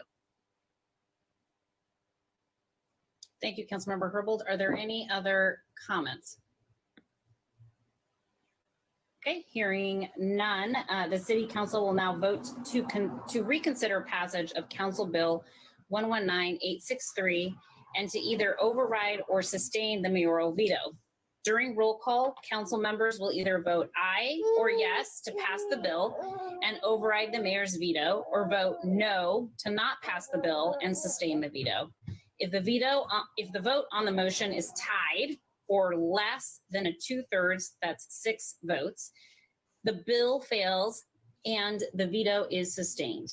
If the vote on the motion is 6 or more votes in favor, the bill passes, the veto is overridden, and all provisions within the bill go into effect. Are there any questions on the procedural aspects of the vote? Hearing none, as a reminder, council members will vote either aye or yes to pass the bill and override the mayor's veto, or vote no to not pass the bill and sustain the veto. Will the clerk please call the roll on the passage of Council Bill 119863 and consideration of the mayoral veto? Lewis, Yes. Morales, Yes. Mosqueda, Yes.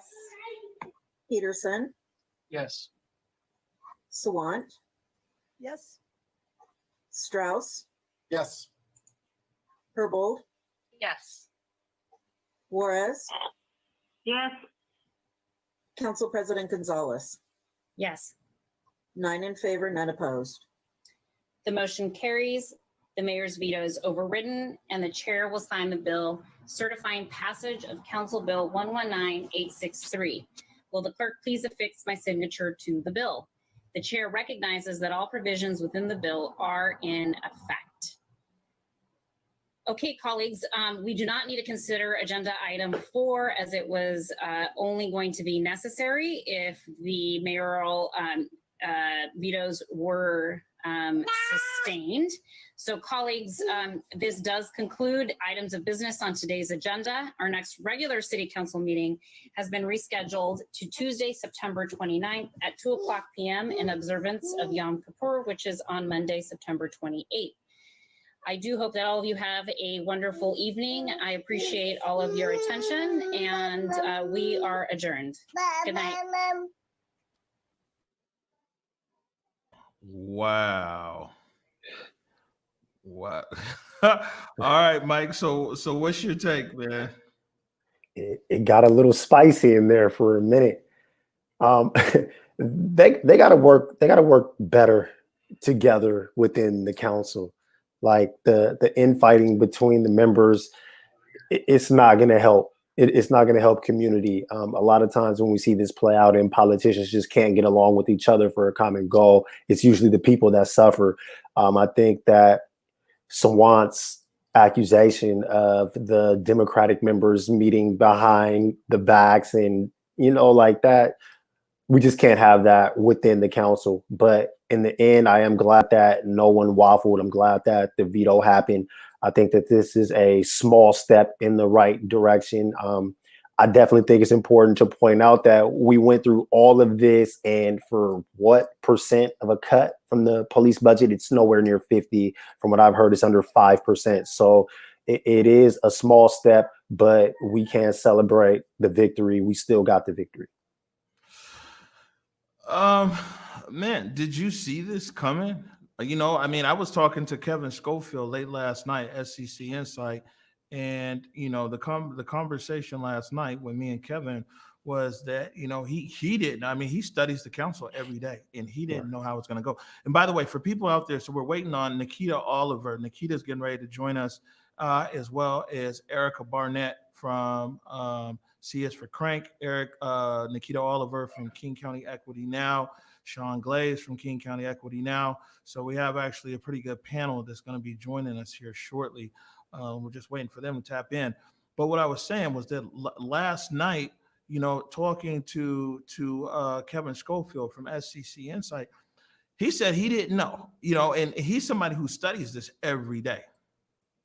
Right. Well, I didn't know either. And I feel like that's really what we've seen from council. It's really hard to predict what they're going to do, even when you see them saying things on Twitter or even saying things in public. When it really comes down to voting, it's often that we see a lot of waffling and a lot of backpedaling. So I'm definitely surprised to see all three go through, and two of them were unanimous. Yeah.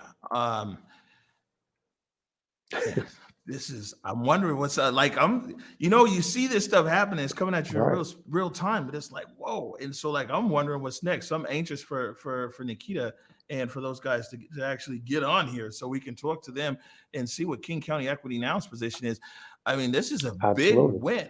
I mean, it's a big, it's for a small amount of money, but it's a big win. So right now we've got Shaun Glaze from King County Equity Now. Let me add Shaun in. Hey, Shaun, how are you?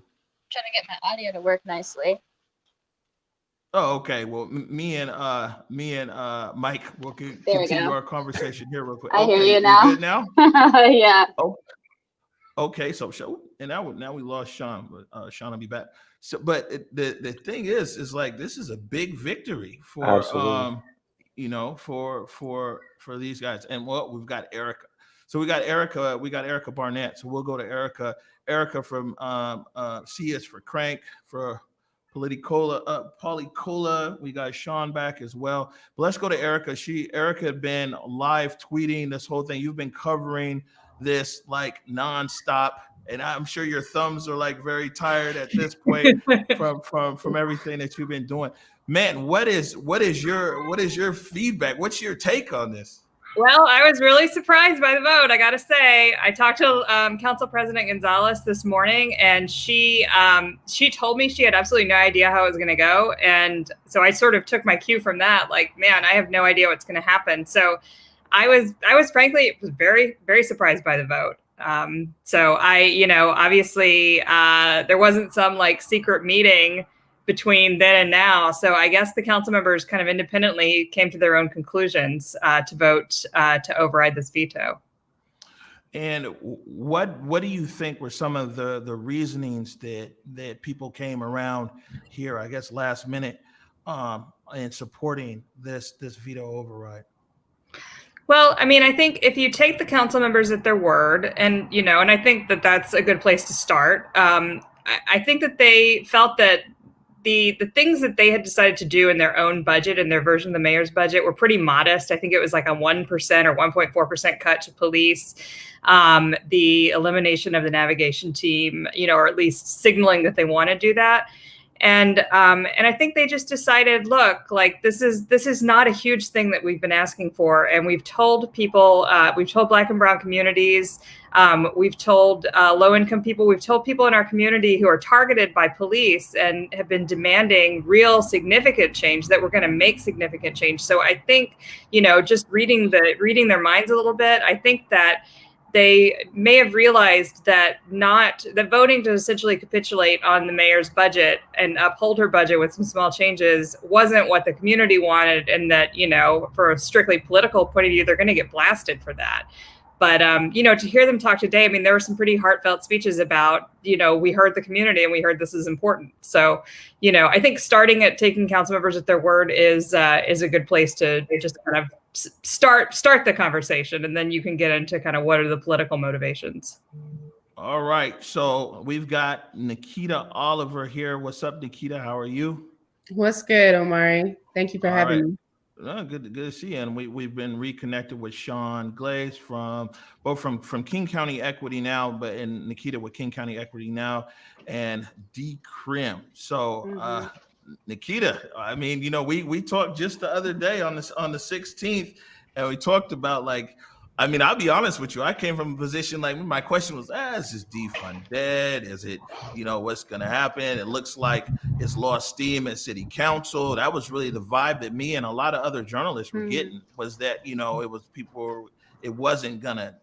we weren't going to get to this point. So, I mean, I have to be honest that I'm a bit surprised. Tell me, what are your thoughts right now? Yeah, I mean, first of all, I want to say congratulations to all of the community organizers. Everyday March, morning and evening march, and Decriminalize Seattle, King County Equity Now. And honestly, the thousands of people who dedicated so much time and energy the last 115 plus days to being in the streets, and making sure that like the greater community has been included in upholding these demands. I also want to acknowledge at the same time, while celebrating this override feels like an immense victory just because we've had to work so hard. I want to acknowledge that we've had to work so hard for a 1% refund and a $17 million investment in community. And I just hope that as we approach the 2021 budget, that our labor is not seen in vain, and it's understood that we had to work incredibly hard to make this win possible. Why is it, Nikkita, if you can tell us? I mean, it seems like some of these council members, they came to this decision last minute, at least to us, it seems like. I mean, do you think that some of this pressure, we listened to the calls, although the calls a lot of times are weighted, but we listened to a lot of the calls. We saw a ramp in emails and in messaging, social media. Do you feel that like social media has impacted, or this last minute push impacted some people's votes here?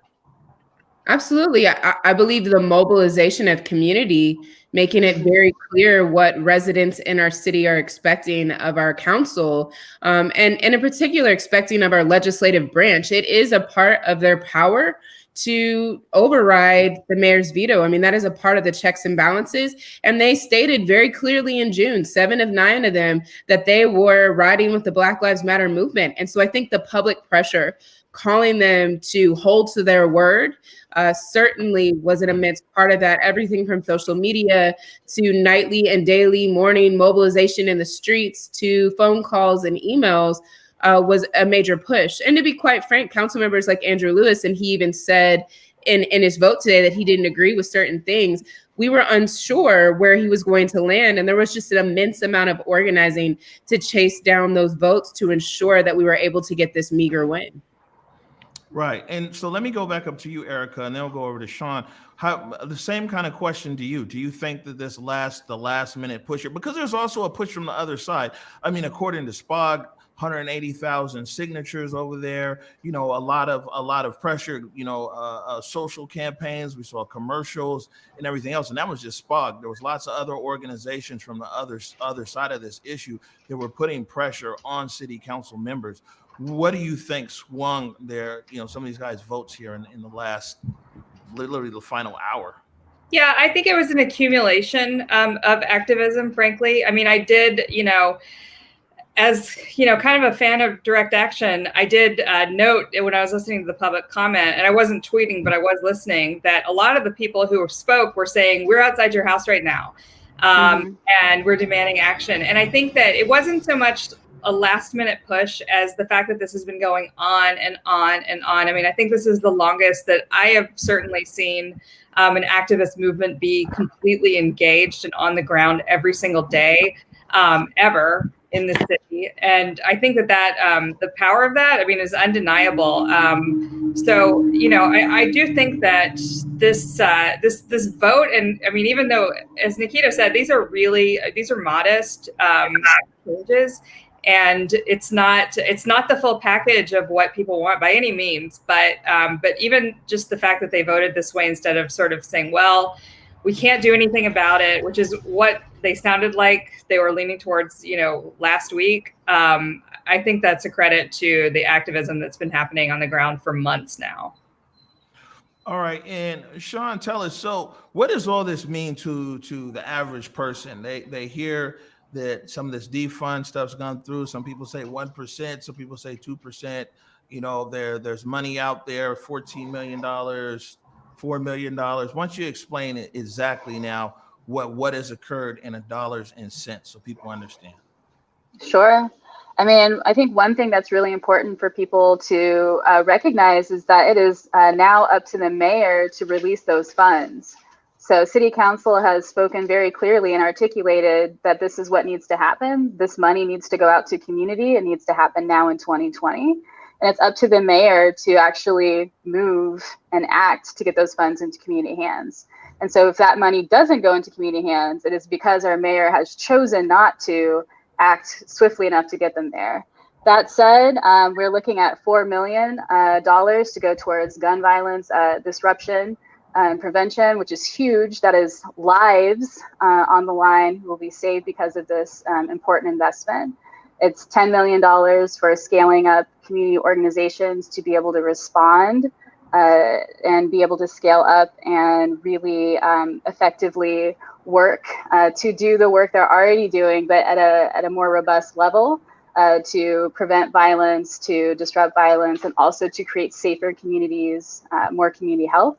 And then $3 million for community research process that will look at what creates true community safety, true community health, and the conditions for us to thrive, as well as outlining a roadmap for a participatory budgeting process for the next 2 years. So it's very exciting, but again, it's going to be up to the mayor to actually act and release those funds immediately so that we can get going.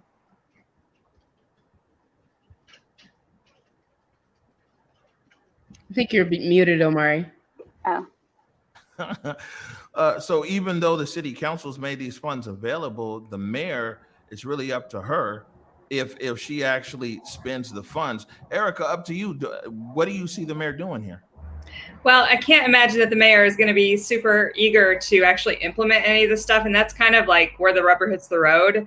I mean, you know, when the council was talking about this compromise package that they had agreed to consider if the veto override didn't hold up, it was a lot of talk about, well, you know, the fact is that we can't force the mayor to spend any money. And one thing that's been really unique about this mayor is that she, I mean, more than other mayors, even going back to Greg Nichols, she's really willing to use the power of the mayor like to the fullest extent. And I think we're discovering, at least I'm discovering, maybe I was naive before, but like how powerful the mayor actually is in terms of what she can do.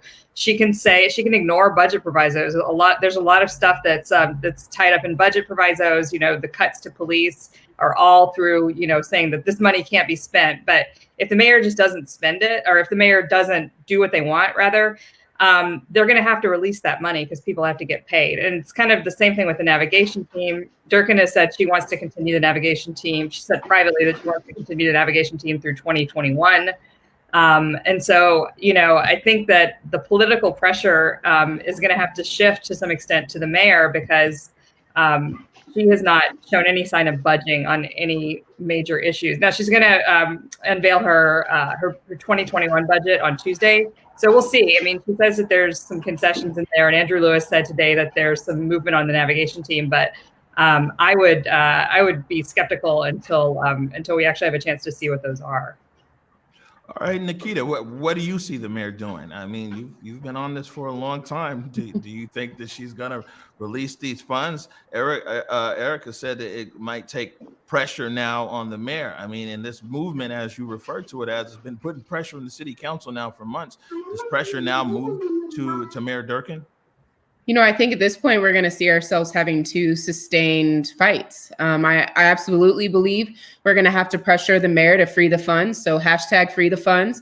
And that's going to be work that we're going to have to put in. That being said, as she's up for re-election in 2021, there's a level at which I think that's political suicide to withhold funds that are intended to scale up community responses and to address, needs around violence interruption in the South End, which has been a huge discussion over the entire summer. So I think if she were to make choices to do that, it would be at her own political cost.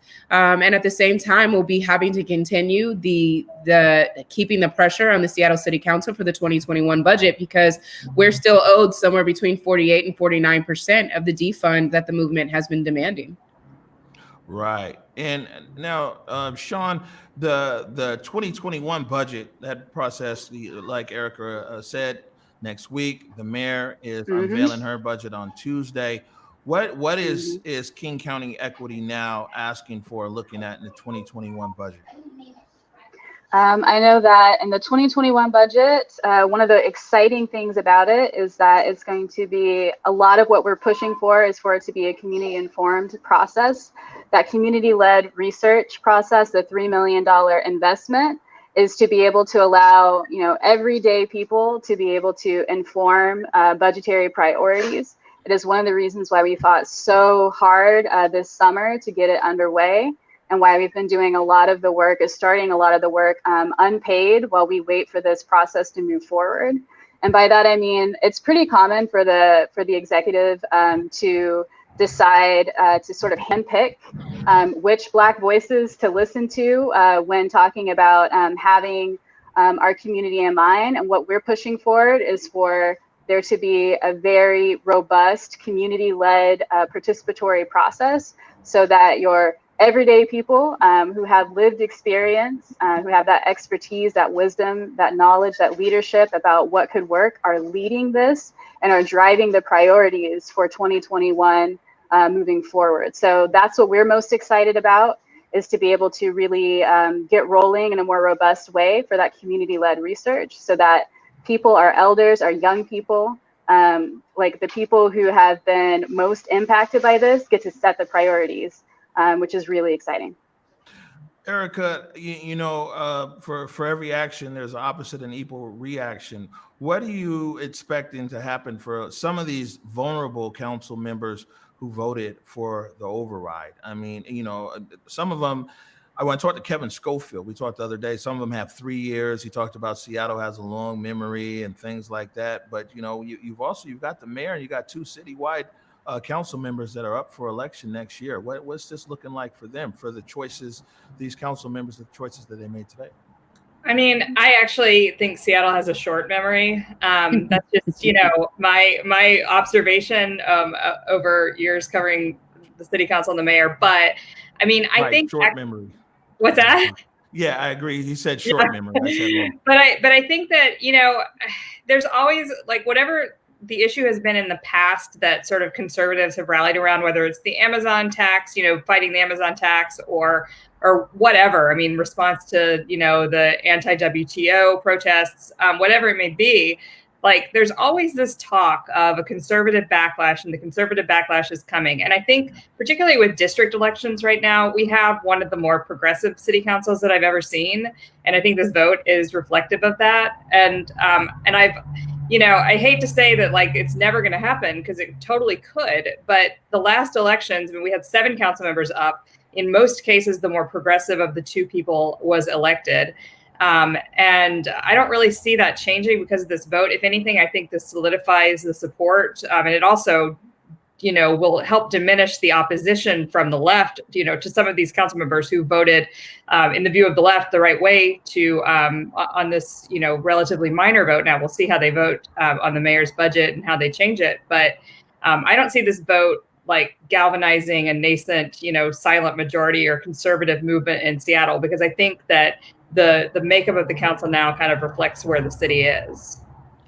Well, Nikkita, if the makeup of the council reflects where the city is, then, is it true then that this really is a movement that's representative of the city? You've been saying movement for some months now, even before the protests began. You've referred to it as a movement.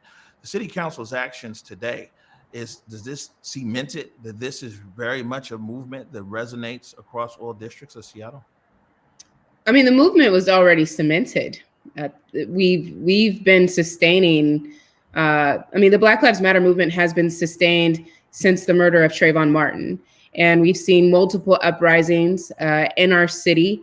And I think, like Erica said, I actually think the city council right now is a reflection of where our city's priorities are as how it looked from an electoral position. Reality is, though, that if it wasn't for the movement, these electeds would not have voted in the direction that they did. So, the movement is strong. I think that what will happen while this particular vote presents a very minor victory, it will actually further embolden people to remain engaged through the 2021 budget cycle. And that's actually what I think is most important about this moment, is that people are seeing the ways in which we can be effective as residents, that when we galvanize community, that when we organize, that when we have a shared message, vision, and goal, that we do have the power to make electeds do what is best for our community. And so that is actually really, for me, the significance of this moment.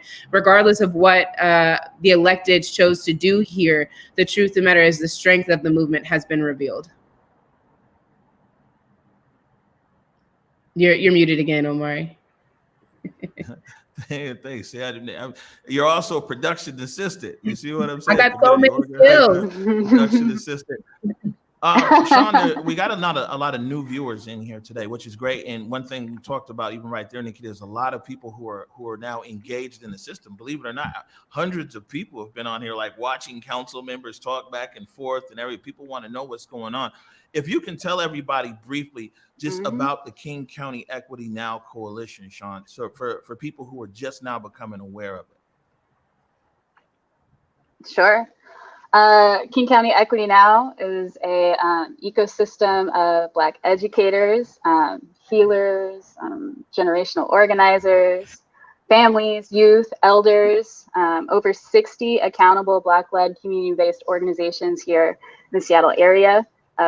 We're implementing a new normal rooted in equity. And it's really across like all of the meaningful metrics. So that's like mortality rates, wealth, education, land ownership, et cetera, especially research. So for those of you who are newer, it is basically a Black-led coalition of Black-led community-based organizations here in the region. All right. And now, Erica, what do you think the mayor's get back's going to be? I'm sure they're putting a statement together now. She's getting ready to talk to, the public. And you got to remember, they're getting ready to hammer her probably from DC. You know what I'm saying? So she's getting ready to get it on a few different fronts here. What do you see the mayor saying? Yeah, I've been checking my inbox to see if she has a statement out yet. I mean, my expectation is, she'll denounce it. She'll say that it's meaningless because we only have 3 months left in the year. And then I do think the clock will start again on Tuesday when she releases her budget. But I think, until then, she'll just kind of dismiss this as an irrelevant vote that she's not obliged to act on. She said that, for example, a lot of the police cuts, the out of order layoffs are not going to happen this year, even though the council has suggested that they should, because there's only 3 months left or less than 3 months. And it takes, about 3 months at a minimum to negotiate those things with the police union. I think that's legitimate, and the council raised that issue as well. So, I think she's going to say that it's a whole lot of nothing. I could be wrong. I mean, we may be coming out with an even fierier statement like as we speak, but I don't see it in my inbox yet. All right. Last question is yours, Nikkita Oliver. Man, where do you see, what's the long-term, the big long-term picture of this movement, as you referred to? You guys got clearly a victory here today and a powerful statement, to be honest with you, and surprising. I'm still surprised. and surprising today. What's the big long picture for what you guys are doing here today? Yeah, I mean, the last few months have obviously been incredibly hard and immense amount of labor, but the real work is what we're about to enter into. The $10 million to scale up community-based responses is key. Getting to the place where we have all of those responses ready to go to take over once 911 is fully civilianized, ensuring that we actually are getting the $4 million out to the people doing the violence interruption work, and that they have the capacity and tools and opportunities to continue innovating.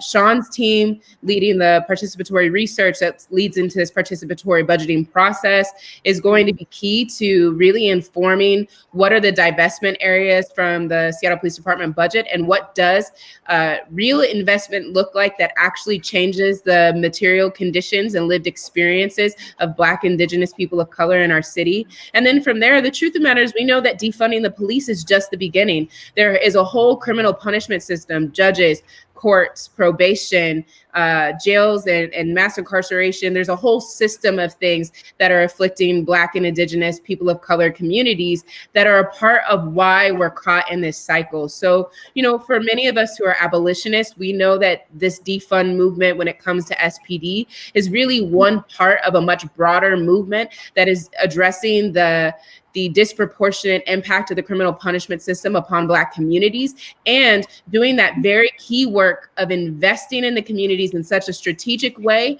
that is led by those most affected communities, that we actually change the material conditions that people are living in. All right. Erica Barnett, Shaun Glaze, Mike Davis, who I guess he dropped off, but Mike was with me, by the way, through all the speeches. It was a marathon. Mike, and of course, Nikkita Oliver, want to thank all you guys for taking time tonight. You know, we tried something new tonight, and it looks like it worked, and this is great because, you know, this is a platform we're bringing community together to report back to the community in real time. So I appreciate all you guys logging in, and I'm sure we'll all be talking again soon on this subject matter because it's not going anywhere. Thank you so much. Thank you.